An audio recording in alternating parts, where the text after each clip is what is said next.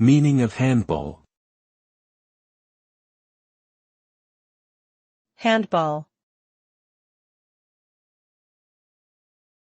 Handball.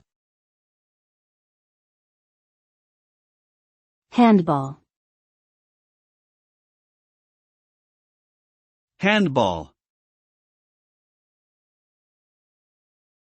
Handball is a team sport that is played on a court with two teams of 7 players each. The objective is to score by throwing a ball into the opponent's goal using only the hands.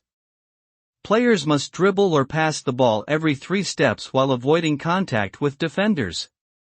If a player commits a foul, the opposing team gains possession of the ball.